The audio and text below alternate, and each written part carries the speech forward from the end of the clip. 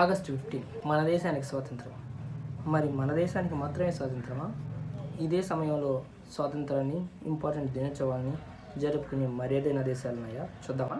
మన దేశంతో పాటు మరికొన్ని దేశాలు కూడా ఈరోజు ఫ్రీడమ్ మూమెంట్ని జరుపుకుంటున్నాయి. మరి ఆ దేశాలు ఏవి? వాటికి ఎలా స్వాతంత్రం వచ్చిందో తెలుసుకుందాం. మొదటిగా దక్షిణ కొరియాలో ఆగస్ట్ 15ను డే లేదా గ్యాంగ్బోక్ జైల్ అనే పేరుతో ఘనంగా జరుపుకుంటారు.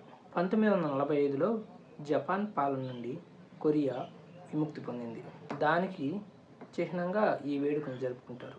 గ్యాంగ్బోక్ జైల్ అంటే వెలుగును తిరిగి తెచ్చిన దినం అని అర్థం. ఈ రోజున దక్షిణ కొరియా మొత్తం పరేడ్లు, సాంస్కృతిక కార్యక్రమాలతో దేశ చరిత్రను స్మరించుకుంటారు. మరి రెండో దేశం ఉత్తర కొరియా కూడా సరిగ్గా ఇదే రోజున జపాన్ నుంచి విముక్తి పొందింది.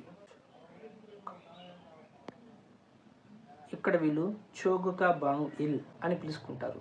ఆగస్టు 15న ప్రభుత్వ ఆధ్వర్యంలో బహిరంగ వేడుకలు, సైనిక కవాతులు, దేశభక్తి ప్రసంగాలతో ప్రజలు ఘనంగా నిర్వహిస్తారు. మూడో దేశం రిపబ్లిక్ ఆఫ్ కాంగో. ఇది ఫ్రెంచ్ పాలన నుంచి 1960 ఆగస్టు 15 రోజున రిపబ్లిక్ ఆఫ్ కాంగో విముక్తి పొందింది. 1969 నుంచి 1992 వరకు ఈ దేశం మార్క్సిస్ట్ లెనినిస్ట్గా కొనసాగింది. తర్వాత మల్టీ పార్టీ ఎన్నికలతో ప్రజాస్వామ్య వ్యవస్థలోకి మారింది. ప్రసంగాలతో కాంగో ప్రజలు ఈ వేడుకను అంగరంగ వైభవంగా జరుపుకుంటారు. ఈ లిస్టులో తర్వాతది లిక్టెన్స్టైన్. ఐరోపా ఖండంలో అతి చిన్న దేశం ఇది. ఈ దేశం కూడా ఆగస్ట్ 15న స్వతంత్ర దినోత్సవం జరుపుకుంటుంది. ఇదే రోజున క్రిస్టియన్ పవిత్ర పండుగ ఫెస్ట్ ఆఫ్ ది అసెంప్షన్ కూడా వస్తుంది. దేశ సార్వభౌమత్వాన్ని చాటే పండుగల భాగంగా అక్కడ ఫ్రాన్స్ ప్రజలను ఉద్దేశించి ప్రసంగిస్తారు.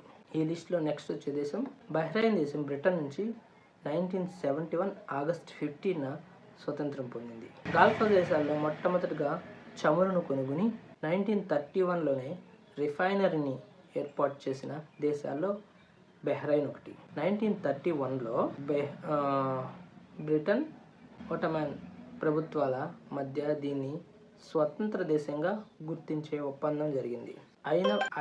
ఆ ఒప్పందం జరిగినప్పటికీ అక్కడ బ్రిటన్ పాలన కొనసాగింది ఎక్కువగా. తర్వాత 1971లో అధికారికంగా స్వతంత్రాన్ని పొందింది.